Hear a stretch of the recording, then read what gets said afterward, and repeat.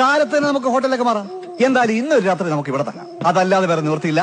എല്ലാവരുടെയും റൂം റെഡിയാക്കി വെച്ചിട്ടുണ്ട്. ആർക്കെങ്കിലും ഒറ്റയ്ക്ക് കിടക്കാൻ പേടിയുണ്ടോ? എന്താണ് പേടിയുണ്ടോ? ഗോവിന്ദൻകുട്ടി, അപ്പുകുട്ടാ, നമുക്ക് 4 പേർക്കും കൂടി ഏതെങ്കിലും ഒരു മുറിയിൽ ഒറ്റയ്ക്ക് കിടക്കാം. എന്താ? ആ, പിന്നെ നേരത്തെ കിടക്കണം. 11:30 കറണ്ട് പോകും. അയ്യോ, എന്താണ് പ്രേതങ്ങളെ നിനക്ക് പേടിയില്ലാന്ന് പറഞ്ഞിട്ട്? പേടിയൊന്നുമില്ല.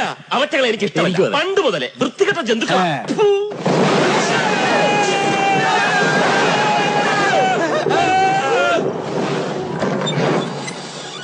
ഇതാണ് നിന്റെ ബെഡ്റൂം. ഈ ബംഗ്ലാവിലെ ഏറ്റവും വലിയ മുറിയായത്. എനിക്ക് ഇത്രയും വലിയ മുറിയൊന്നും വേണമെന്നില്ല. ഞാൻ വേണമെങ്കിൽ അവരുടെ കൂടെ പോയി കിടന്നോളാം. എന്തിനാ വെറുതെ ചെലവ് കൂട്ടുന്നത്? ഇതിനെന്താ പ്രത്യേകിച്ച് ചെലവ്? ആ, പണ്ടിത് ദൊരോത്തി മദാമയുടെ ബെഡ്റൂം ആയിരുന്നു. എന്താ നിനക്കെന്താ പേടിയുണ്ടോ? വേണമെങ്കിൽ കർട്ടൻ അടച്ചേക്കാം. വേണ്ട, തുറന്നു കിടക്കട്ടെ. മിന്നലിന്റെ ചിത്രപ്പണികൾ കാണാമല്ലോ. ഓക്കെ, എന്നാ ഗുഡ് നൈറ്റ്. പിന്നെന്താ? എന്താ നീ എന്താ പറഞ്ഞത്? ഗുഡ് നൈറ്റ് എന്ന്. Good night. Okay, good night. Okay okay. പിന്നെ മിന്നലിന്റെ അപ്പുകുട്ടാ, അപ്പുകുട്ടാ. എന്താടാ കുട്ട? അപ്പുകുട്ടാ. എന്താ സിസ്റ്റർ, പേഷ്യൻസ് ഒക്കെ പോയോ? അപ്പുകുട്ടാ, വാതിൽ തുറക്കാ പുല്ലേ. ഇല്ല സിസ്റ്റർ, ഇന്ന് ഞാൻ വിടില്ല.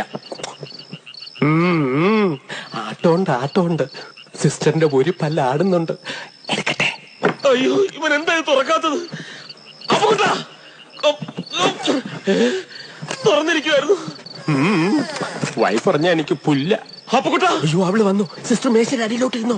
Next patient. അപ്പുകുട്ടാ, ആരാടി നീ? ഡിയാ?